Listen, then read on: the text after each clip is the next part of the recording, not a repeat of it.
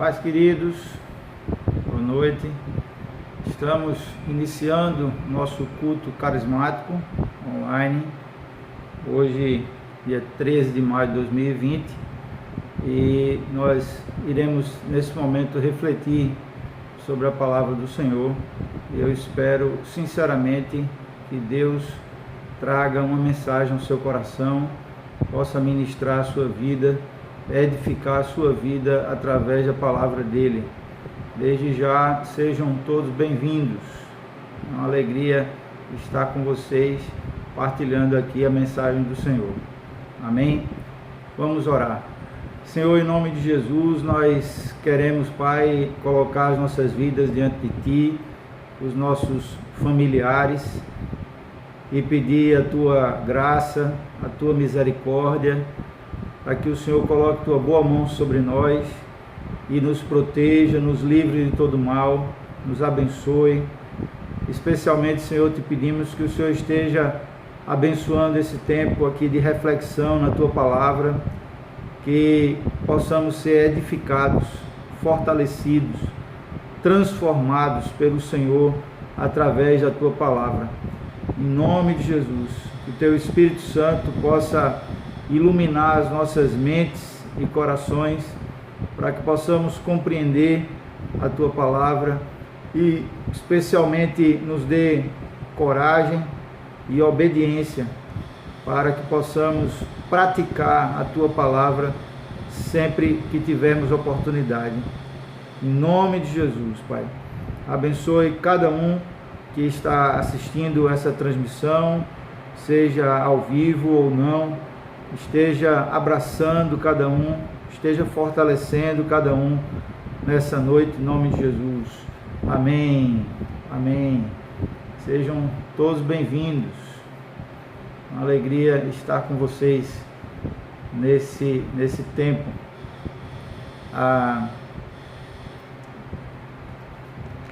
Eu gostaria de fazer a leitura do Salmo 103. Vamos fazer a leitura do Salmo 103 e logo em seguida vamos fazer a leitura da palavra da reflexão de hoje. O Salmo 103 nos diz: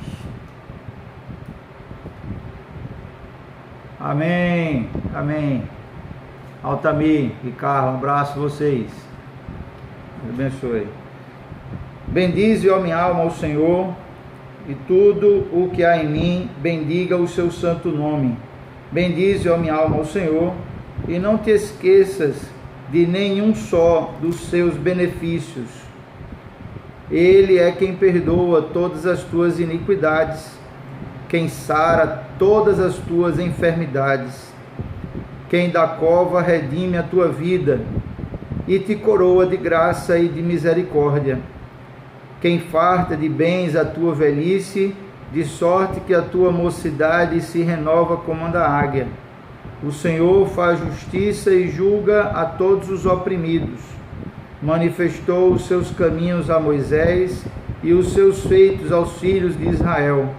O Senhor é misericordioso e compassivo, longânimo e assaz benigno. Não repreende perpetuamente, nem conserva para sempre a sua ira. Não nos trata segundo os nossos pecados, nem nos retribui consoante as nossas iniquidades. Pois quanto o céu se alteia acima da terra, assim é grande a sua misericórdia para com os que o temem. Quanto dista o oriente do ocidente, assim afasta de nós as transgressões. Como um pai se compadece de seus filhos, assim o Senhor se compadece dos que o temem. Pois Ele mesmo conhece a nossa estrutura e sabe que somos pó. Quanto ao homem, os seus dias são como a relva, como a flor do campo, assim ele floresce, pois, soprando nela o vento, desaparece, e não conhecerá daí em diante o seu lugar. Mas a misericórdia do Senhor é de eternidade a eternidade para com os que o temem, e a sua justiça sobre os filhos dos filhos, para com os que guardam a sua aliança e para com os que se lembram dos seus preceitos e os cumprem. Nos céus estabeleceu o Senhor o seu trono, e o seu reino domina sobre tudo. Bendizei ao Senhor todos os seus anjos, valorosos em poder, que executais as suas ordens, e lhe obedeceis a palavra. Bendizei ao Senhor todos os seus exércitos, vós, ministros seus, que fazeis a sua vontade. Bendizei ao Senhor, vós, todas as suas obras, em todos os lugares de seu domínio. Bendize, ó minha alma, ao Senhor. Amém. E eu gostaria de fazer a leitura hoje aqui, da palavra de hoje, que nós vamos refletir no livro de Hebreus, na carta aos Hebreus, capítulo 11. Carta aos Hebreus, capítulo 11.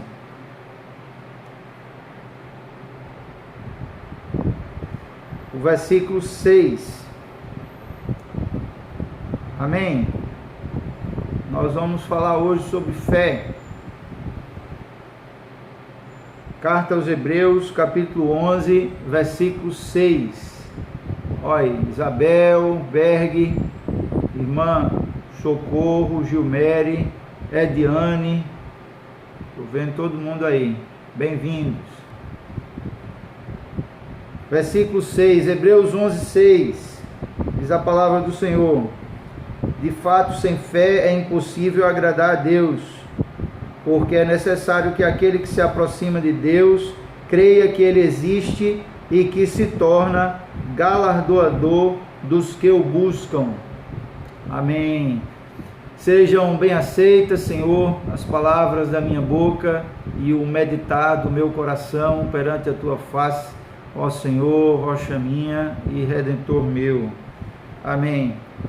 Irmãos e irmãs, para mim é uma alegria estar refletindo aqui sobre a palavra do Senhor com vocês, nesse tempo tão difícil, de tantas mortes por essa doença no nosso país e no mundo, e de tantas privações e dificuldades que todos estão enfrentando por causa dessa doença, o Covid-19. E eu sempre refleti que quando tudo vai bem, a gente não precisa de fé. A fé, ela entra em ação e ela faz sentido justamente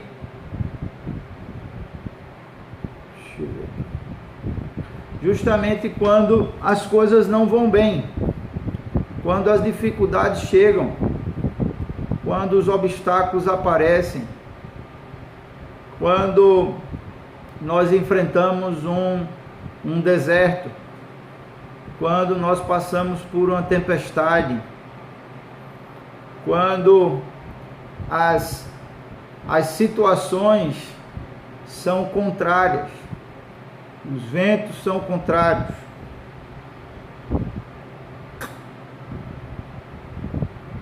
São nesses momentos que a gente precisa ter fé. E o fato é que nenhum ser humano é perfeito em fé.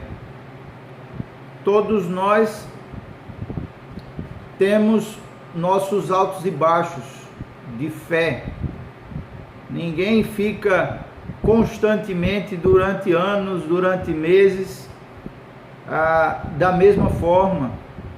Às vezes nós estamos com a fé fortalecida e outros dias um pouco fraquinha e duvidamos, pensamos de uma forma às vezes preocupada, ansiosa, temerosa sobre o que poderá nos acontecer e como será o dia de amanhã. E o Senhor Jesus, Ele nunca abandonou, nem rejeitou ninguém por falta de fé. Mas todas as vezes que ele teve a oportunidade de incentivar a fé, ele incentivou, né? E ele repreendeu a falta de fé, ele exortou que as pessoas não estavam tendo fé, ou que tinham pouca fé, que elas deveriam ter mais fé, ser mais fortalecidas na fé. Mas quando a fé faltou, ele não deixou de operar milagre, ele não deixou de socorrer, porque Deus não depende da nossa fé para agir. Ele pode agir mesmo que não tenhamos fé suficiente. Pela misericórdia dele, pela graça dele, pelo amor dele por nós. Mas o fato é que as Escrituras Sagradas e o próprio Jesus nos incentivou, nos recomendou, né, que tenhamos fé. E essa é uma das principais diferenças de um cristão para um não cristão. Um cristão tem fé, e a fé traz esperança. A fé manda a ansiedade embora. A fé manda o medo embora. A fé nos faz sentir seguros. Se verdadeiramente temos fé, não ficamos desesperados, ficamos esperançosos, porque a fé produz esperança.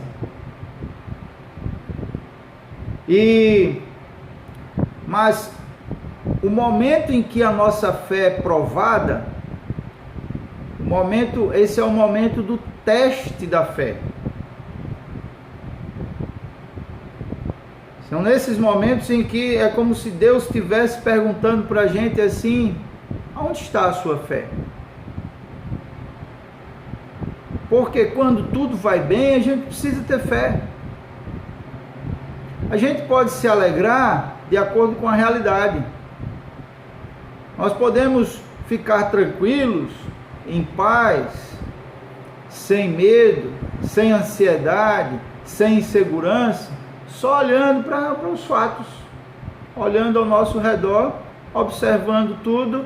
Está tudo tranquilo, está tudo em paz. Por que eu vou ficar ansioso, preocupado, nervoso, com medo, angustiado, inseguro? Por quê? A não ser que seja algum problema psicológico. Mas, nos momentos em que as coisas... Paz, Luciano, bem-vinda. No momento em que as coisas se fecham, as coisas se dificultam, realmente as dificuldades vêm, e parece que os problemas nos cercam, e parece que os problemas estão sobre nós como se nos esmagando. Nos momentos em que parece que os nossos problemas são muito maiores do que nós, e que não temos força para reagir diante das dificuldades, são esses momentos que a nossa fé é provada. São esses momentos que a gente precisa ter fé. E a Bíblia diz aqui em Hebreus capítulo 11, versículo 6, que sem fé é impossível agradar a Deus. É impossível agradar a Deus sem fé. Portanto, esse texto de Hebreus está nos falando categoricamente que o requisito básico para se agradar a Deus é ter fé. É a nossa fé. Não é interessante isso? E eu creio que todos os cristãos desejam agradar a Deus. Tem esse objetivo na vida, viver uma vida que agrade a Deus, que alegre o coração do Senhor. E Hebreus está dizendo aqui que sem fé não é possível agradar a Deus. Que o que agrada a Deus é uma vida de fé. É a nossa fé. Mesmo Deus não se agradando da falta de fé, como eu já disse, Ele não nos rejeita. Ele não nos abandona por falta de fé. Ele nos socorre. Ele estende a mão para nós. Ele nos ajuda.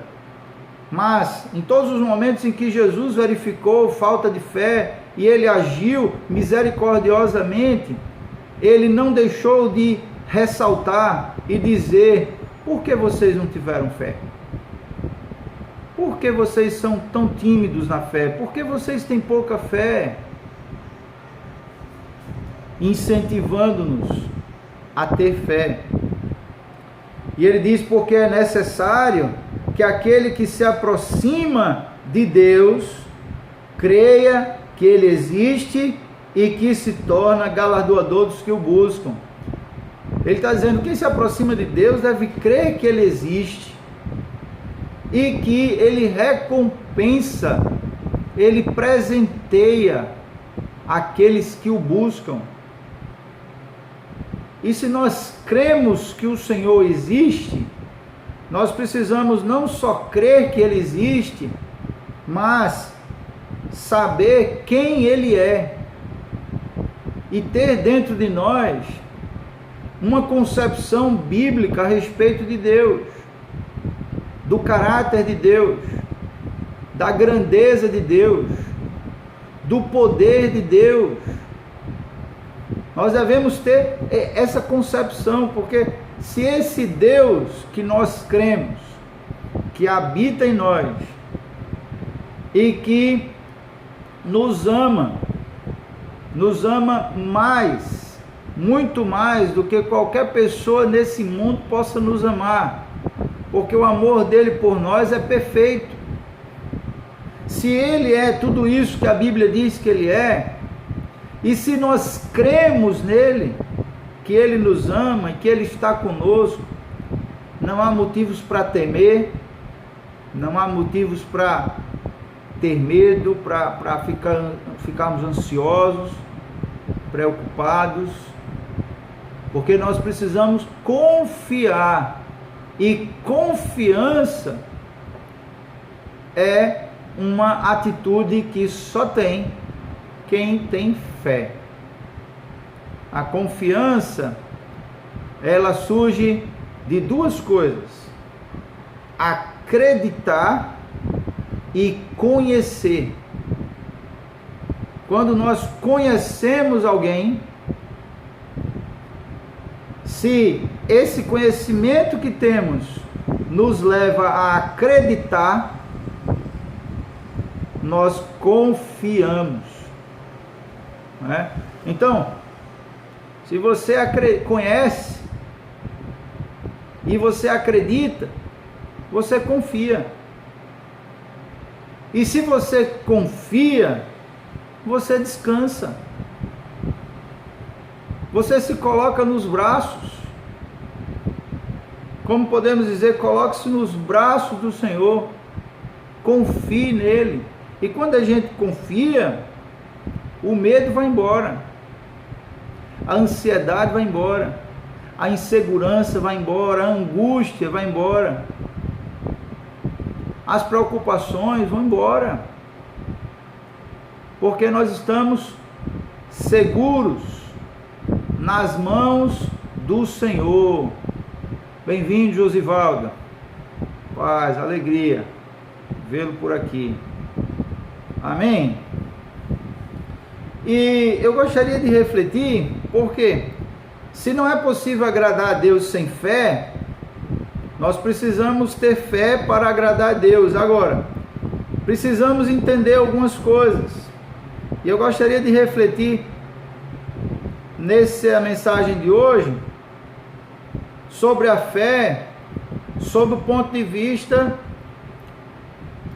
da obra de Deus em nós, a obra que Deus faz em nós através da fé. Amém? Amém? Porque nós podemos também refletir sobre a fé, sobre o ponto de vista da obra que Deus faz através de nós, através da fé. Não é? Mas hoje eu queria refletir somente sobre a obra que Deus faz em nós. O que Deus faz em nós através da fé, que na verdade é muito mais importante o que Deus quer fazer em nós do que o que Deus quer fazer através de nós. Porque antes de Deus querer nos usar, Deus quer nos transformar. Deus quer trabalhar na nossa vida, Ele quer mudar o nosso caráter. E muitas vezes mais importante do que ser frutífero na obra de Deus é ser fiel a Deus, é ser transformado por Deus verdadeiramente. Alguns anos atrás, a revista Veja, numa reportagem de capa, em 2001, muitos anos atrás, no caso, quase 20 anos atrás, né, afirmou que 99% dos brasileiros afirmam acreditar em Deus. Eu fiquei refletindo na época sobre essa reportagem. Se 99% dos brasileiros, 99% afirmam acreditar em Deus, eu fiquei pensando, quantos por cento será que Deus se agrada da vida e da fé que essas pessoas têm nele? Eu fiquei pensando assim, poxa, que fé é essa? Será que essa é a fé que agrada a Deus? 99% dos brasileiros agradam a Deus, as suas vidas agradam a Deus. Se fosse, a gente estaria no paraíso, né? E aí eu comecei a refletir sobre isso. Por exemplo, a palavra fé aparece 221 vezes em toda a Bíblia. 220 vezes no Novo Testamento e só uma vez no Antigo Testamento, que é o texto de Abacuque, capítulo 2, versículo 4, quando ele diz: o justo viverá pela sua fé. O justo viverá da fé. E seguindo esse preceito de que a fé é impossível agradar a Deus sem fé, o próprio Senhor falou no Antigo Testamento que nós devemos viver pela fé. O justo viverá da fé, e se ele recuar, a minha alma não tem prazer nele. Diz o texto de Hebreus 9:38, um pouquinho antes do capítulo 10, versículo 38, quer dizer, um pouquinho antes desse capítulo 11. Mas por que precisamos continuar na fé? Em Lucas, capítulo 18, versículo 8, o próprio Jesus nos diz que Deus depressa fará justiça, e quando, porém, vier o Filho do Homem, porventura achará fé na terra? O próprio Jesus, ele lança uma pergunta e ele mesmo não responde. Ele deixa essa resposta para mim e para você. Para todos nós, ele disse: quando o Filho do Homem voltar, quando Jesus voltar à terra, ele vai encontrar fé. Jesus parece que ficou meio que na dúvida se ainda iria existir fé na terra quando ele voltasse. Por quê? Porque cada vez mais as pessoas estão céticas, pragmáticas. Cada vez mais as pessoas estão só olhando para os fatos, para a realidade das circunstâncias, e estão perdendo a fé, que é essa capacidade de enxergar além das circunstâncias, além da realidade, além dos fatos.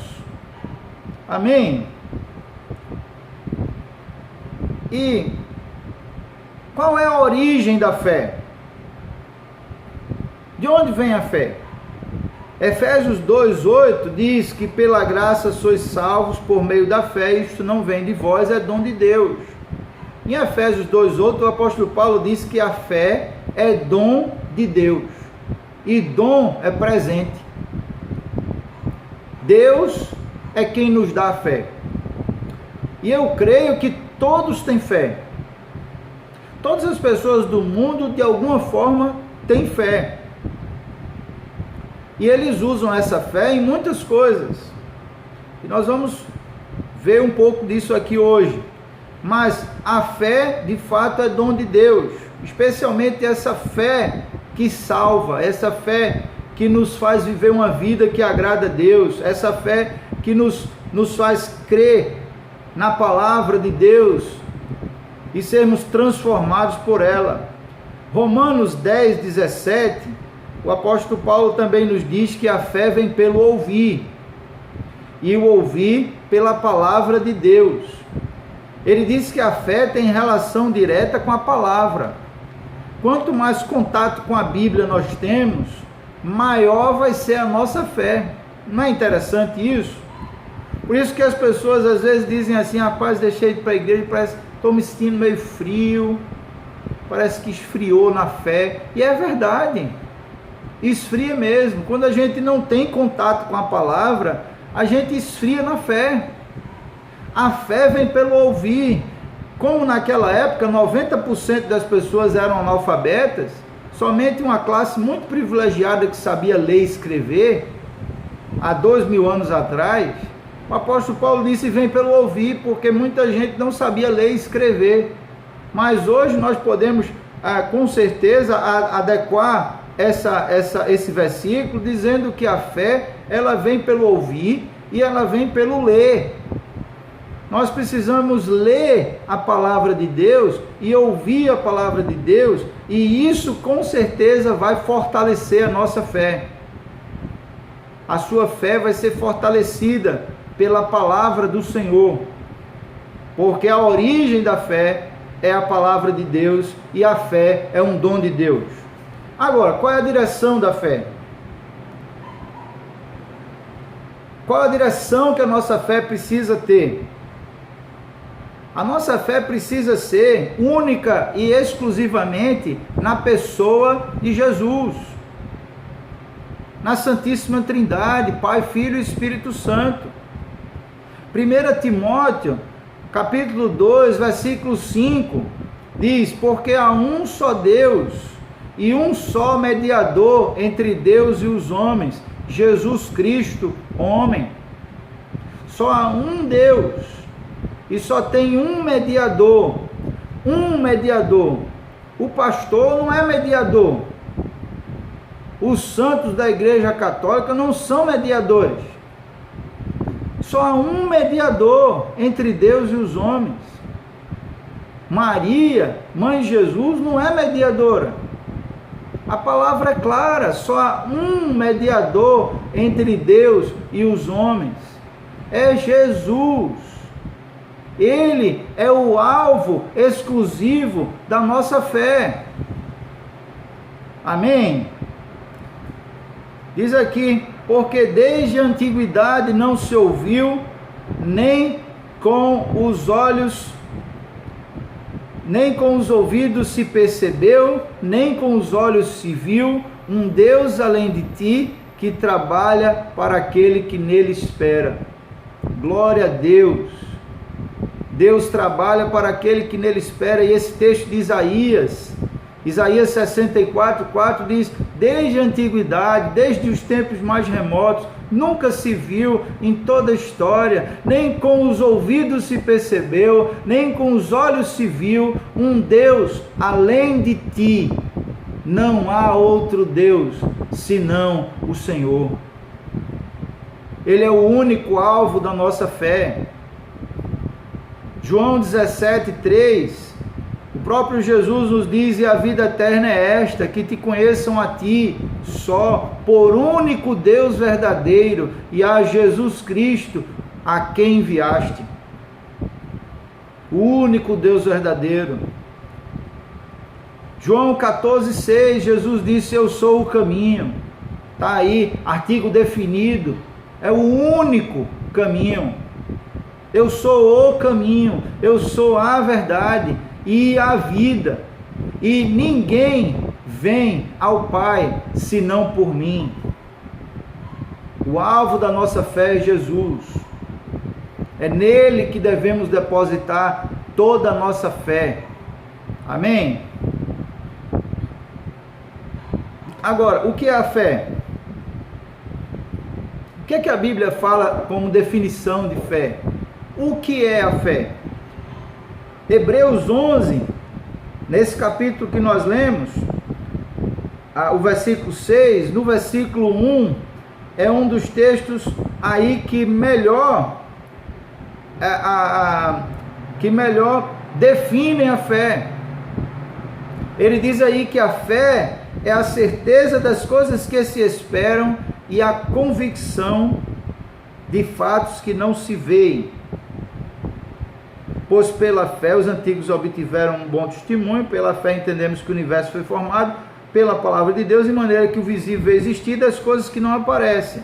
Mas o que Hebreus 11:1 está dizendo é que a fé é a certeza de que vamos receber as coisas que esperamos e a prova de que existem coisas de que não podemos ver. Portanto, a fé lida com o invisível. Como é que eu tenho certeza daquilo que eu não tenho?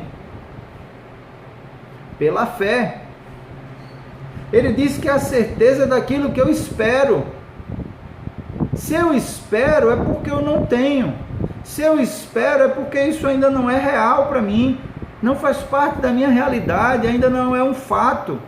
É só uma esperança. É algo que eu espero. É algo hipotético. Que, diante da realidade, pode vir a acontecer ou não. Mas pela fé eu tenho certeza. A fé é a certeza daquilo que eu espero. Então, é algo misterioso. A fé é um mistério. Por isso que ela não é carnal, ela é espiritual. Ela é sobrenatural. Ela não vem do homem, ela vem de Deus. Como é que podemos ter certeza daquilo que eu não posso ver e daquilo que ainda não chegou até mim, daquilo que ainda não aconteceu, mas eu espero que aconteça? E o interessante é que a definição de fé utiliza a palavra certeza, e certeza é ausência de dúvida. Se eu tenho dúvida, eu não tenho certeza. Se eu tenho certeza, eu não tenho dúvida. Se eu tiver assim um pouquinho, bem pouquinho, quase nada assim, de dúvida, eu não tenho certeza. O grande problema é que às vezes a gente fica com essa dúvidazinha. E isso nos impede de ter fé. É aquela perguntazinha que às vezes vem lá na nossa mente. E a gente fica assim observando as circunstâncias, os fatos, as dificuldades, as oposições, os obstáculos que parecem nos impedir de chegar ao propósito que Deus tem. E a gente às vezes pergunta assim: será? Será que isso vai acontecer mesmo? Esse será já deixou de ser certeza. Quando temos fé, nós temos certeza daquilo que nós esperamos. E essa certeza é a ausência total de dúvida. É como se aquilo já tivesse acontecido. É como se fosse uma promessa sem volta de alguém que nós confiamos e que tem palavra para cumprir o que prometeu. Vocês estão entendendo isso? Eu entendo que nós, quando temos fé, é mais ou menos assim. Deixa eu explicar para vocês. Vocês acreditam que algum anjo de Deus vai questionar alguma ordem de Deus? Não. Anjo nenhum vai questionar a ordem de Deus, ele vai cumprir. E ele tem poder para cumprir com fidelidade todas as ordens de Deus. O anjo de Deus, ele não falha. Ele é perfeito. Por isso que ele é anjo de Deus. Se ele fosse desobediente, pecador, ele seria um demônio, um anjo do mal. Não é? É como se fosse assim: Deus ordenou um anjo para nos trazer uma bênção, ou nos dar uma resposta que nós esperamos. Depois que Deus ordenou esse anjo, é só uma questão de tempo. Essa resposta vai chegar, essa bênção vai chegar, não importa o que aconteça, não importa quanto tempo passe, isso vai acontecer, porque o anjo vai cumprir com essa determinação de Deus. Quando temos fé, é mais ou menos isso, é quando acreditamos que Deus já ordenou um anjo para trazer a resposta, e que agora isso já está determinado, não tem mais volta, é a certeza daquilo que nós esperamos, e a convicção daquilo que não podemos ver. Se podemos ver, e se está diante de nós, não precisamos ter fé. A fé trabalha com aquilo que não existe, com aquilo que nós esperamos, com aquilo que não podemos ver, mas no reino espiritual já existe, e já foi determinado por Deus no reino espiritual. É só uma questão de tempo agora para acontecer diante de nós. E quando temos essa certeza, essa fé precisa mudar o nosso estado de espírito.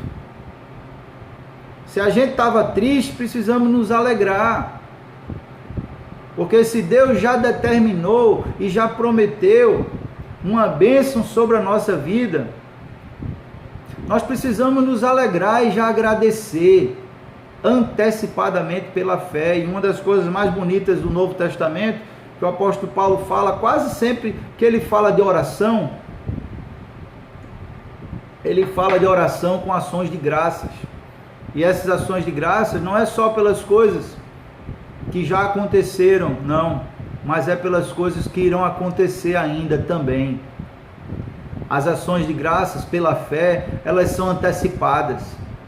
A gente já agradece antes de receber, porque a gente tem tanta fé que Deus vai responder aquela oração, que Deus vai nos abençoar daquela forma que nós precisamos, que nós já agradecemos antes de receber pela fé.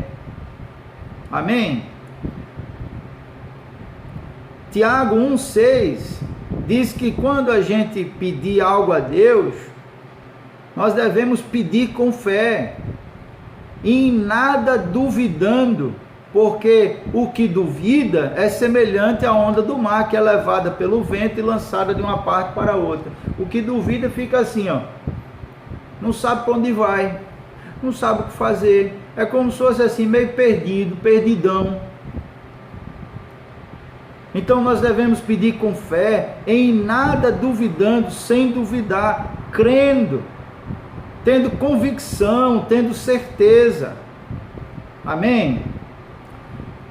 E o Hebreus 11:3 diz que pela fé o universo foi criado. Deus falou e as coisas foram acontecendo de maneira que aquilo que hoje se vê veio a existir daquilo que não se vê. Deus fez existir pela palavra dele, pelo poder dele, pela fé, as coisas vieram a existir. Agora, uma outra pergunta: como é que a fé cresce? Qual é o propósito do crescimento da fé? Se você pedir a Deus assim: Senhor, me dá mais fé, aumenta a minha fé, você está pedindo a Deus, em outras palavras: Senhor, me dá mais provação, aumenta as provações sobre minha vida. É verdade, a fé cresce com provação, porque o momento que ela é provada é que, de fato, nós verificamos que ela existe. o momento que ela é provada pelo fogo. 1 Pedro 1,7 diz: para que a prova da vossa fé, muito mais preciosa do que o ouro que perece, e é provado pelo fogo, se ache em louvor e honra e glória na revelação de Jesus Cristo. O apóstolo Pedro está comparando a nossa fé com ouro, e o ouro é provado pelo fogo. E fogo na Bíblia é provação, é situação difícil. É como se fosse uma tribulação. Ele diz que a fé é muito mais preciosa do que o ouro que perece e é provado pelo fogo. Não é? Porque para que a prova da vossa fé, a nossa fé ela é provada como ouro, que vai para o fogo. E quando sai do fogo, esse ouro sai mais precioso do que o ouro que entrou no fogo. É como se fosse assim, quando passamos por uma prova de fé, nós vemos de uma forma clara o poder de Deus, e como Deus é grande, como Deus é poderoso, como Deus é maravilhoso, como Deus nos ama, como Deus pode nos dar livramento, como Ele age nas circunstâncias. E quando vemos tudo isso assim, de uma forma clara na nossa vida, isso aumenta a nossa fé. Quando passamos por uma prova de fé, nós saímos dessa prova, via de regra, mais fortalecidos em fé. É como se fosse uma parte da nossa história ali. E quando nós enfrentarmos uma outra situação, tão difícil quanto, nós vamos lembrar da que passamos.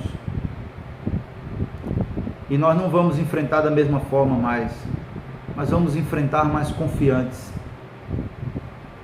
crendo, confiando que o Senhor nos dará vitória, assim como nos deu nas situações que já enfrentamos. Quanto mais a nossa fé é provada, mais ela se fortalece, mais ela se torna preciosa.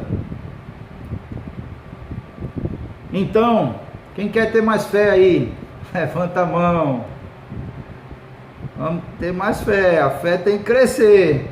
E só cresce com provação. Deus, sabendo disso, de vez em quando permite uma provação para a gente passar, para a fé crescer.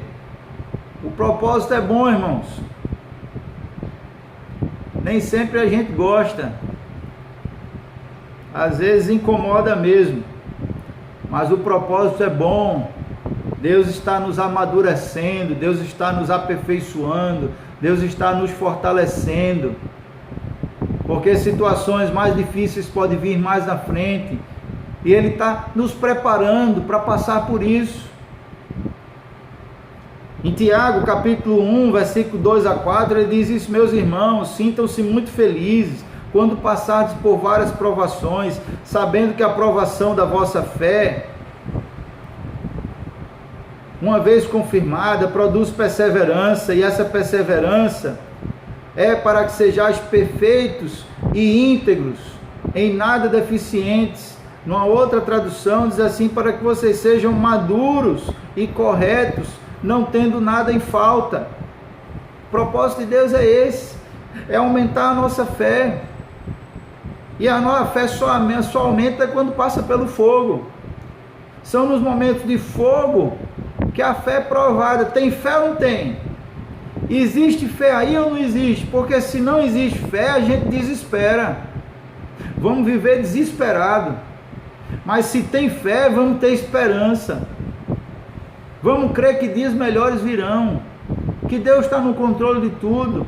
Vamos confiar no Senhor, descansar no Senhor, entregar nossa ansiedade na mão dEle, nossa angústia na mão dEle, nosso medo na mão dEle, para que Ele nos fortaleça e nos ajude a passar por esse deserto que estamos passando. Amém? Quem tem fé aí diz amém.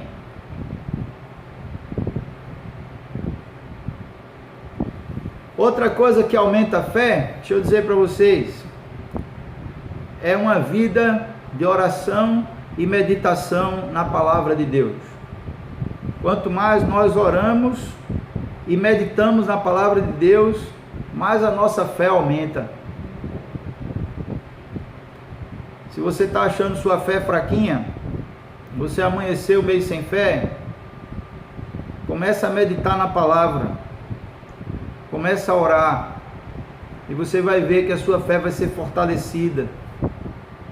Quanto mais nós nos alimentamos da palavra, mais o Senhor nos fortalece em fé. A fé, ela é o futuro no presente.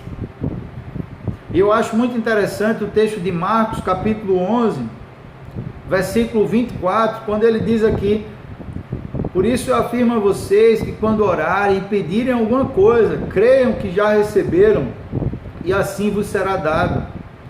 Nós devemos crer que já recebemos, que Deus já nos abençoou, e assim Ele vai fazer. Primeiro nós cremos que já aconteceu, e depois Deus vai e faz. A fé, ela antecipa o futuro que ainda não chegou. É como eu costumo refletir, a fé é algo que nos faz enxergar além da curva. Quando estamos numa estrada, nós só conseguimos enxergar a estrada até a curva. Depois da curva nós não sabemos o que nos encontra, o que vamos encontrar. Mas pela fé nós conseguimos enxergar a estrada da vida além da curva, conseguimos enxergar lá na frente. E temos a certeza de que Deus irá agir em nosso favor e que Ele irá nos ajudar a superar as dificuldades, os problemas, as crises, os desertos, as tempestades da vida. É a convicção de ter recebido algo que ainda não recebemos. Agora, por fim, eu queria refletir com vocês que nós devemos ter fé em Deus em relação ao agir de Deus em nós.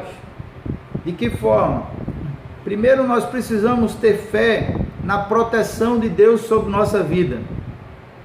Creia que Deus lhe protege, que Deus é o seu protetor. A Bíblia diz que o Senhor é o nosso refúgio, é a nossa fortaleza, socorro bem presente na hora da tribulação. 1 Pedro 5,8 diz assim: sede sóbrios e vigiai, porque o diabo, vosso adversário, anda em derredor, bramando como um leão, buscando quem possa tragar. Nesse texto fala que o diabo é o nosso adversário e está ao nosso derredor, bramando como um leão, buscando quem possa tragar. É para nos alertar. Mas o Salmo 34, versículo 7, diz que o anjo do Senhor acampa-se ao redor dos que o temem e os livra. O diabo está ao derredor, mas o anjo está ao redor.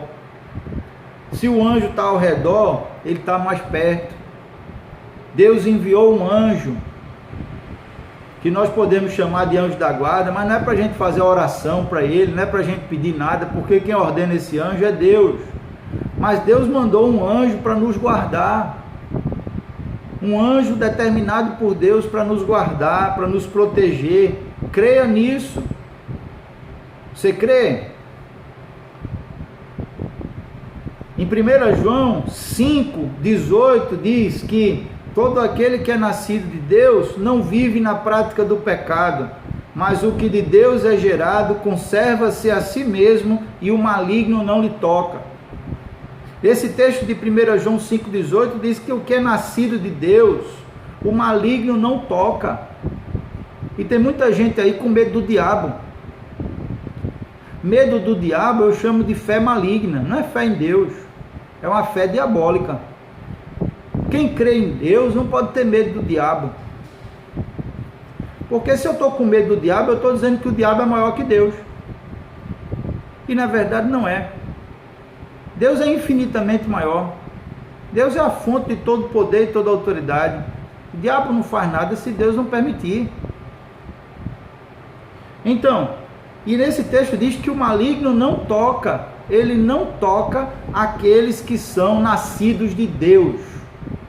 Amém? Creia que Deus não deixará o maligno tocar você. Você é protegido de Deus. A não ser que Deus tenha um propósito com isso, e esse propósito não é para a sua destruição. Assim como aconteceu com Jó, é para que ele amadureça, para que ele se aprofunde no relacionamento dele com Deus. Amém? E só para a gente ter uma ideia do poder de um anjo, em Isaías capítulo 37, versículo 36, diz que saiu um anjo do Senhor, e feriu no arraial dos assírios a 185 mil pessoas, 185 mil homens dos assírios, e quando se levantaram pela manhã cedo, eis que todos esses eram corpos mortos. Um só anjo feriu 185 mil, e essas pessoas todas morreram. Esse é o poder de um anjo do Senhor, que o Senhor designou para nos proteger. Nós devemos ter fé na proteção de Deus sobre a nossa vida. Nada acontece conosco se Deus não permitir, porque Ele tem o controle de tudo e Ele nos protege. Amém? Nós devemos ter fé também na vitória do Senhor, que Deus tem preparado vitórias para nós. Nós vamos enfrentar lutas. As lutas virão, como já estão vindo. Todos nós já passamos, estamos passando e iremos passar por lutas. Mas Deus nos garantiu que seremos vitoriosos em todas as coisas. Romanos 8,37, mas em todas essas coisas somos mais do que vencedores por meio daquele que nos amou. Somos mais do que vencedores. E todo aquele que é nascido de Deus, 1 João 5,4, vence o mundo, e esta é a vitória que vence o mundo, a nossa fé. 1 Coríntios 15,57, mas graças a Deus que nos dá a vitória por intermédio de nosso Senhor Jesus Cristo. Então, o Senhor separou vitória para nós. Nós seremos vitoriosos nas circunstâncias que enfrentarmos, buscando força em Deus, buscando sabedoria em Deus, buscando depender de Deus. Creia que Ele nos dará vitória. Amém? E além das vitórias que podemos ter aqui na terra, a maior de todas as vitórias, que é a salvação, a glória eterna, a vida eterna. E essa ninguém pode roubar de nós. Amém? Devemos ter fé também na superioridade do Senhor. Como eu estava dizendo, tem gente que trata Deus como se Ele fosse assim, bem pequenininho, e Satanás como se fosse um gigante. Mas não é não. Lá em 2 Reis, capítulo 6, o profeta Eliseu disse lá para o seu moço, quando eles estavam cercados dos inimigos, o monte cercado dos inimigos, ele virou e disse: não tenha medo, porque mais são os que estão conosco do que os que estão com eles. 2 Reis capítulo 6, versículo 16. Não temas, porque mais são os que estão conosco do que os que estão com eles. E o servo do profeta não entendeu muito bem, achou que ele estava ficando doido. O monte estava cercado de cavalos e cavaleiros ali, para pegar Eliseu. E só tinha Eliseu e o servo dele ali em cima do monte. Como é que mais são os que estão conosco? E como o servo de Deus, o Eliseu, percebeu que o seu servo não estava acreditando muito nessa história, achando que ele tinha ficado doido, fez uma oração e disse: Senhor, eu te peço que abra os olhos dele. E quando Deus abriu os olhos daquele moço, os olhos espirituais, aquele moço viu que o monte estava completamente tomado por carros, cavalos e cavaleiros de fogo, do exército de Deus, de anjos de Deus, em número muito superior àquele exército inimigo que estava ali para prender Eliseu. Nós precisamos crer na superioridade do Senhor. O Senhor é um Deus todo poderoso, é um Deus de todo poder. Ele tem poder para fazer qualquer coisa, não há impossível para Ele, não há limite para Ele. Amém? 1 João capítulo 4, versículo 4 diz: filhinhos, sois de Deus, e já os tendes vencido, os tendes vencido, porque maior é o que está em vós do que o que está no mundo. Maior é aquele que está em vós do que o que está no mundo. Maior é o Espírito Santo que habita em nós do que qualquer espírito maligno que está no mundo. Tome posse disso. Creia nisso. Isso é palavra do Senhor. Mateus 28, versículo 18. Jesus, depois que ressuscitou, ele disse: foi-me dado todo o poder no céu e na terra. O próprio Jesus disse: todo o poder me foi dado no céu e na terra. Esse é o nosso Deus. É um Deus de todo poder. Amém? Filipenses capítulo 2, versículo 9 diz: por isso também Deus o exaltou soberanamente e lhe deu um nome que está acima de todo nome, para que ao nome de Jesus todo joelho se dobre, nos céus, dos que estão nos céus, na terra e debaixo da terra, e toda língua confesse que Jesus Cristo é o Senhor, para a glória de Deus Pai. O nome de Jesus está acima de todo nome. Ele é o nome maior que há em todo o universo. Diante desse nome, todo joelho se dobrará e toda língua confessará que Jesus Cristo é o Senhor da minha vida, o Senhor da sua vida, o Senhor de todo o universo, para a glória de Deus Pai. Amém? Já estou finalizando. Nós devemos também crer, irmãos, ter fé de que nós já fomos abençoados. Às vezes nós ficamos desejando bênçãos e parece que essa bênção nunca chega, e quando chega ela já caiu de moda. Parece aquela roupa da moda, né? E quando a gente compra já caiu de moda, não está mais em moda e a gente precisa comprar outra.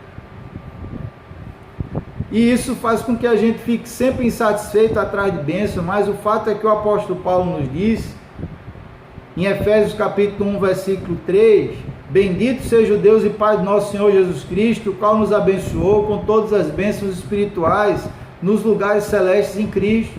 Deus já nos abençoou. Você já foi abençoado. Você não vai ser abençoado, não. Você já foi.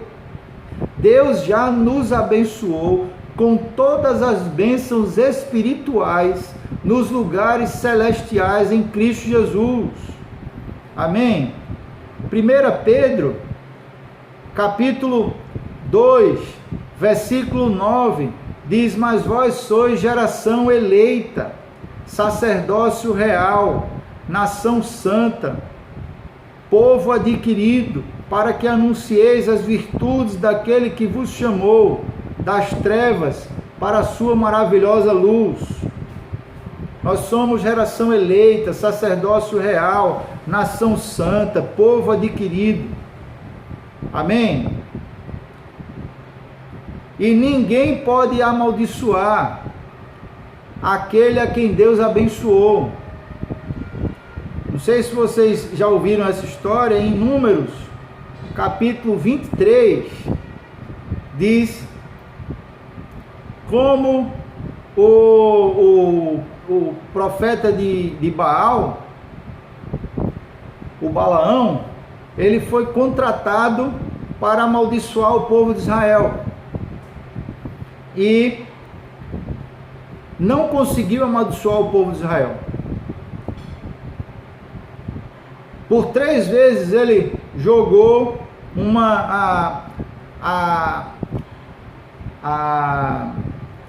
a oferta, queimou a oferta em sacrifício, e quando ia amaldiçoar o povo ele não conseguia. E o rei lá que contratou ele ficou furioso, e no final das contas ele disse: como amaldiçoarei o que Deus não amaldiçoa? Como denunciarei o que Deus não denuncia? Em outras palavras, como eu posso amaldiçoar quem Deus abençoou? Se nós somos abençoados por Deus, não devemos temer nenhuma maldição, porque ninguém pode amaldiçoar aqueles a quem Deus abençoou. Amém?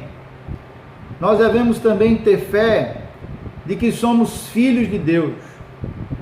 Você é filho de Deus, filha de Deus, guardados pelo Senhor, cuidados pelo Senhor. Romanos 8, versículo 14, porque todos os que são guiados pelo Espírito de Deus, esses são os filhos de Deus. Se nós estamos sendo guiados pelo Espírito Santo, é porque nós somos filhos de Deus. João 1,12 diz: mas a todos quantos o receberam, a todos quantos aceitaram Jesus em suas vidas, deu-lhes o poder de serem feitos filhos de Deus, a saber, os que creem no seu nome. E Gálatas 3,26 diz: porque todos sois filhos de Deus pela fé em Cristo Jesus.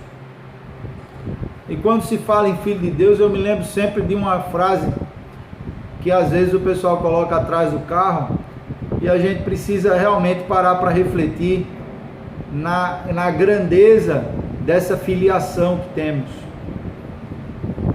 Uma frase que botam assim: eu não sou dono do mundo, mas sou filho do dono. É uma forma descontraída, né, de falar que nós somos filhos de Deus.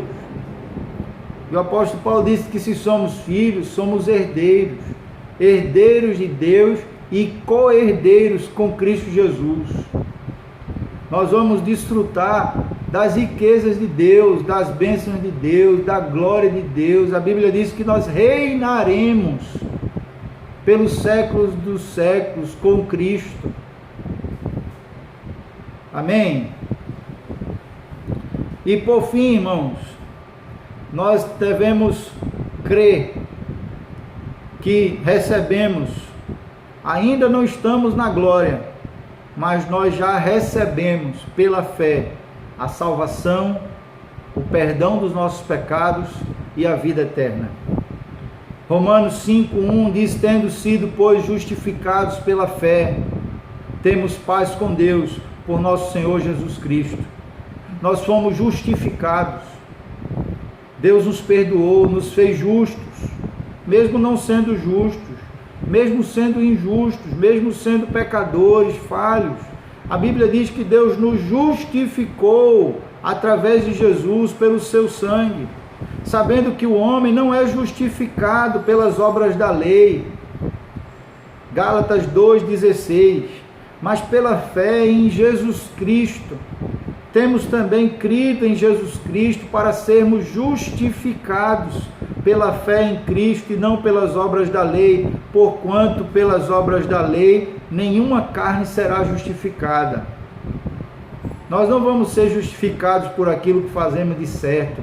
Nós somos justificados pelo sangue de Jesus, que foi derramado na cruz para perdoar os nossos pecados e nos dar a vida eterna. A nossa salvação não é comprada com boas obras, não é comprada com dinheiro. A nossa salvação custou preço de sangue, foi pago por Jesus. Ele pagou um alto preço para nos dar a salvação e a vida eterna. E nós recebemos isso de graça. Recebemos isso pela fé. Não merecemos, mas a misericórdia e a graça de Deus nos alcançou. E nós iremos morar no céu.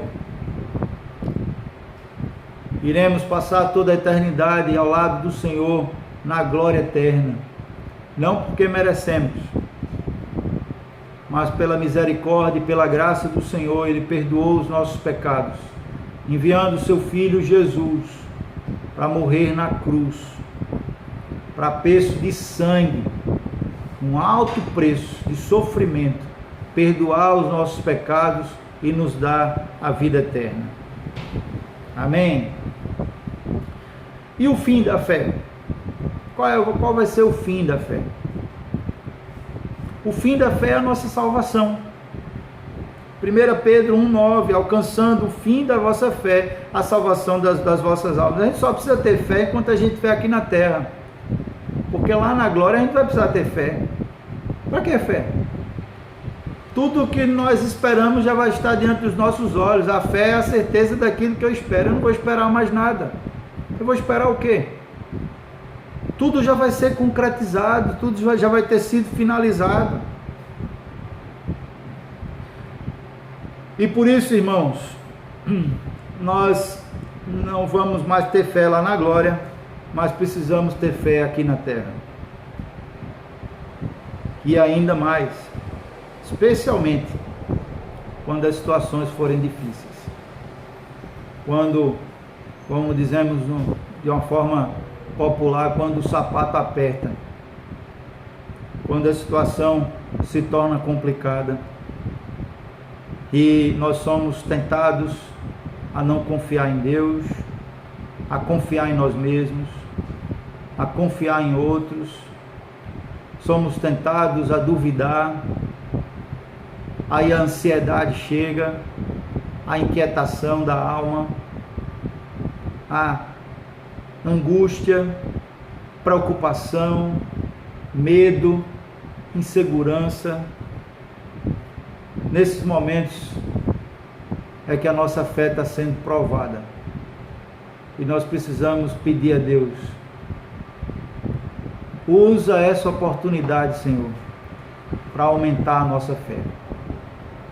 E nós precisamos meditar na palavra, orar, para que o Senhor nos fortaleça em fé, para que possamos crer que Ele já está enviando uma resposta, uma solução, e vai nos ajudar a superar as dificuldades que estamos enfrentando, e vai nos ajudar a passar por esse deserto, a enfrentar essa tempestade, a olhar para o futuro com esperança, a buscar se alegrar, ainda que não tenhamos motivos para nos alegrarmos com as circunstâncias, mas a buscar se alegrar nele, pelo que Ele está fazendo e irá fazer,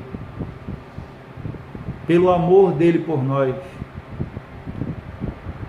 e crer que dias melhores virão. O próprio Jesus nos advertiu: no mundo tereis aflições, mas tenham bom ânimo, porque eu venci o mundo. Vamos permanecer animados. Esse bom ânimo pode ser traduzido também como: tenham fé. No mundo tereis aflições, mas tenham fé. Eu venci o mundo.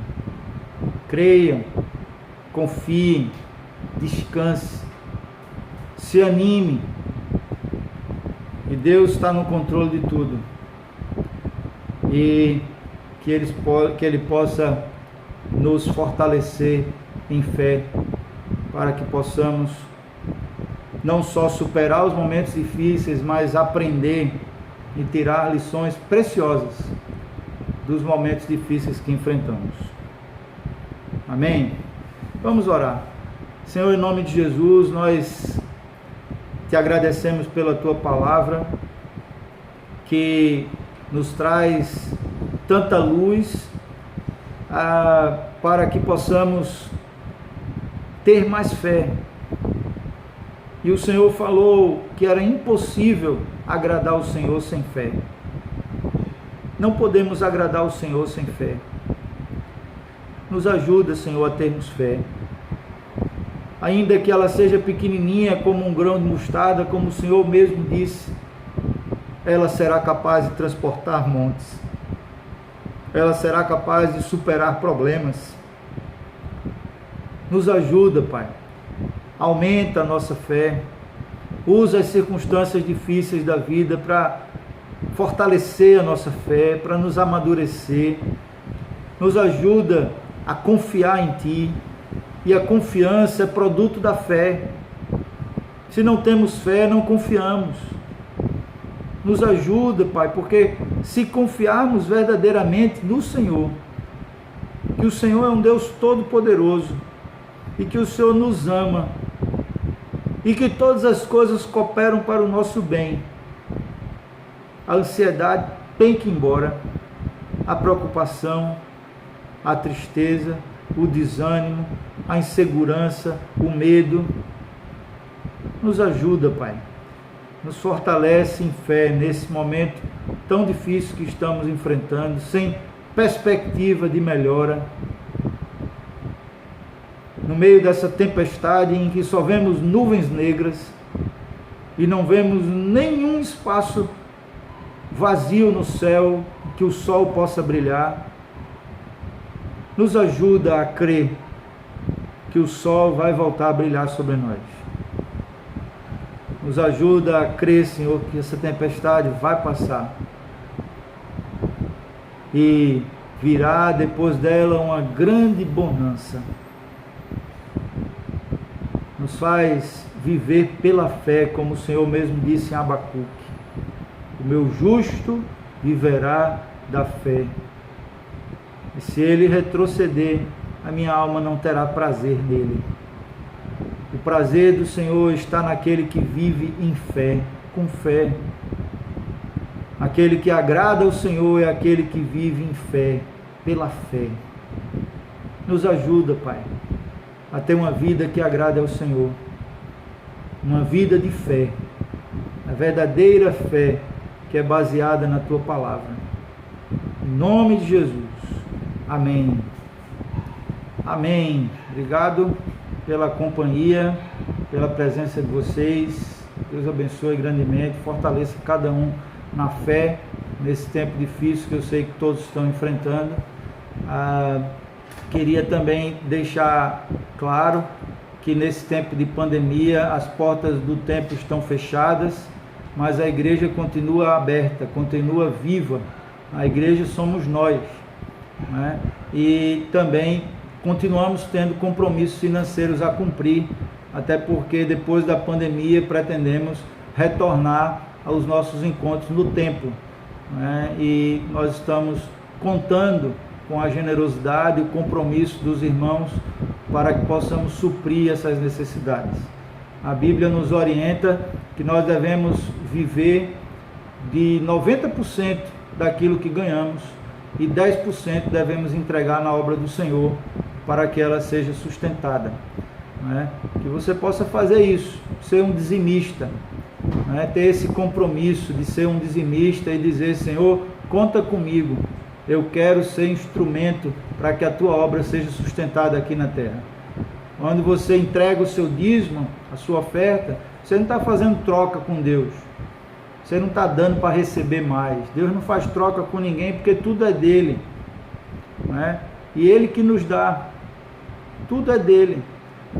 Quando a gente entrega o dízimo e a oferta, primeiro estamos sendo gratos, estamos expressando a nossa gratidão, estamos dizendo: Senhor, muito obrigado, porque o Senhor tem me sustentado, não tem deixado nada faltar, e como forma de te agradecer, eu quero investir na tua obra. E segundo, nós estamos dizendo que temos um compromisso, porque Deus não manda anjo do céu distribuir dinheiro para as igrejas se sustentar, né? As igrejas e a nossa paróquia têm como única fonte, né, exclusiva de recursos a fidelidade dos irmãos, né? Então contamos com vocês. É como se a gente estivesse dizendo assim: Senhor, nada vai faltar na tua obra aqui na terra, e eu quero cooperar com isso, eu quero ser parte disso, né? Então nós disponibilizamos o número da conta no Facebook, está lá na página, no Instagram também, que você possa estar cooperando com a obra do Senhor, praticando aí a generosidade, o compromisso, isso com alegria, não é? Como um privilégio que temos de poder contribuir com a obra do Senhor. Amém? Então estejamos todos orando uns pelos outros. Nós reativamos a campanha das cestas também. Cada cesta custa R$60. Tem pessoas precisando, né? E as que já arrecadamos, já doamos todas, não temos mais. E cada um pode cooperar também, doando uma cesta, doando meia cesta, né? Doando R$20, R$30. E nós vamos juntar para ver se conseguimos mais aí, pelo menos umas 10 cestas básicas, umas 15 ou 20, para abençoar as pessoas que estão precisando. Eu creio que essa campanha das cestas a gente vai durar ela com um bom tempo, porque está surgindo cada vez mais, a cada dia que se passa, mais pessoas necessitadas, né? E precisamos socorrer essas pessoas necessitadas. Não podemos fechar os olhos e ignorar, porque são pessoas que estão com fome, né? E temos esse compromisso com Deus, né, de agir para que as pessoas possam ter o mínimo de comida em casa, não é? Então conto com a cooperação de vocês em relação a isso também. Estejamos todos atentos, não é? Buscando um coração solidário, não é? Estarmos, como o apóstolo Paulo disse, rindo com os que riem e chorando com os que choram, sendo sensíveis uns aos outros, até porque amanhã o necessitado pode ser um de nós, não é? Então precisamos estar sendo generosos e estender a mão, até porque amanhã pode ser que a gente precise que alguém estenda a mão para nós e não sabemos, não é, como será. Então vamos dar as mãos nesse período, nos unir, não é, como igreja, como corpo, cada vez mais, em nome de Jesus. Então, Deus abençoe cada um. Amém. Isso, Virgínia. Está lá na página principal do no Facebook da paróquia, no Instagram também, nos vídeos do YouTube também, dessas mensagens, está escrito lá a conta da paróquia. Viu? Deus abençoe. Boa noite, abraço grande em cada um. Deus abençoe.